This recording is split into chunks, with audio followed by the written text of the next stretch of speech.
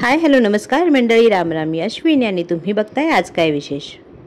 तर नुकतंच आम्ही महाबळेश्वरला गेलो होतो आणि महाबळेश्वरला गेलो म्हटल्यावर स्ट्रॉबेरी ही येणारच. तर महाबळेश्वरची स्ट्रॉबेरी सगळ्यांनाच माहीत आहे, अतिशय फेमस आहे, त्यामुळे आम्ही सुद्धा घेऊन आलो होतो. आता स्ट्रॉबेरी तर आणली, पण एकदम काही एवढी स्ट्रॉबेरी खायची होणार नव्हती, कारण इथं तर इनमिन आम्ही 3च जण स्ट्रॉबेरी खाणार आहे.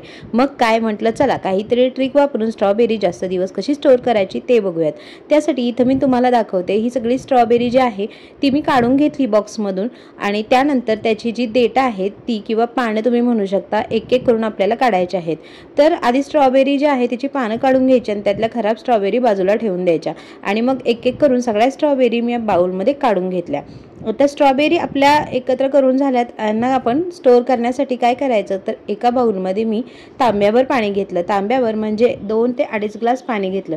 त्यानंतर आपलं जे खाण्याचं व्हिनेगर असतं किंवा सिंथेटिक व्हिनेगर जे असतं ते आपल्याला 2 झाकण किंवा 2 चमचे या पाण्यामध्ये टाकून घ्यायचे. तर 2 चमचे व्हिनेगर मी या पाण्यामध्ये ॲड केलं. त्यानंतर ज्या स्ट्रॉबेरी आपण घेतल्या होत्या देठ काढून, त्या स्ट्रॉबेरी सगळ्या पाण्यामध्ये टाकायच्या. या स्ट्रॉबेरी आपल्याला अगदी 2 मिनिट घड्याळ लावून या पाण्यामध्ये ठेवायच्या, जास्त वेळ ठेवायच्या नाही आहेत. तर 2 मिनिट स्ट्रॉबेरी मी या पाण्यामध्ये ठेवल्या. त्यानंतर सगळ्या स्ट्रॉबेरी ज्या आहेत त्या या किचन टॉवेलवर काढून घेते. तर हे किचन टॉवेल जे आहे त्याच्यामध्ये सगळं पाणी आहे ना ते शोषलं जातं बऱ्यापैकी. तर इकडं पाणी बऱ्यापैकी शोषलेलं होतं त्याने. त्यानंतर मी एक स्वच्छ असा किचन नॅपकिन घेतला. तुम्ही टिश्यू पेपरसुद्धा वापरू शकता, पण जाड असा नॅपकिन वापरला तर बरं पडतं. आणि एक एक करून व्यवस्थित असं स्ट्रॉबेरी ज्या आहेत त्या पुसून घेतल्या. तर सगळ्या स्ट्रॉबेरी व्यवस्थित कोरड्या पुसून घेतल्यानंतर एका काचेच्या बरणीमध्ये ठेवून दिल्या.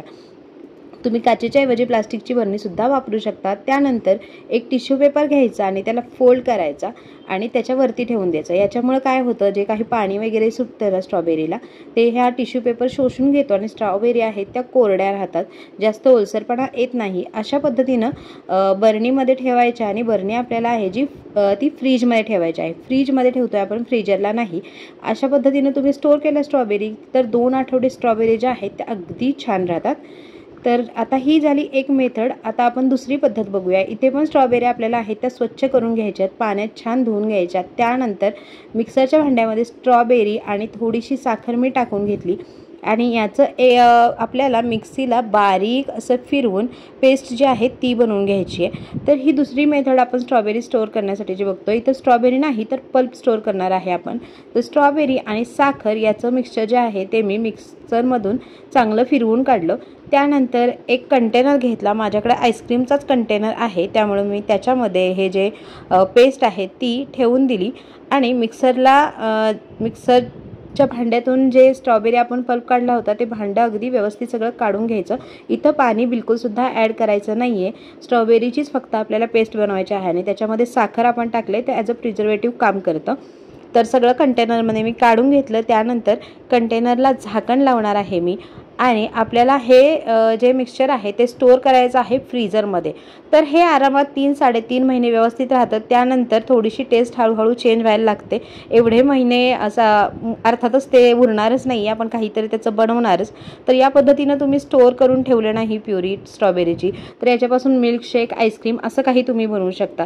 तर या 2 मेथडने नक्कीच तुम्ही पण स्ट्रॉबेरी स्टोअर करा आणि उन्हाळा संपल्यावर सुद्धा स्ट्रॉबेरीची मजा घ्या. ट्रिक कशी वाटली नक्कीच सांगा. चॅनलला सबस्क्राईब करा. धन्यवाद.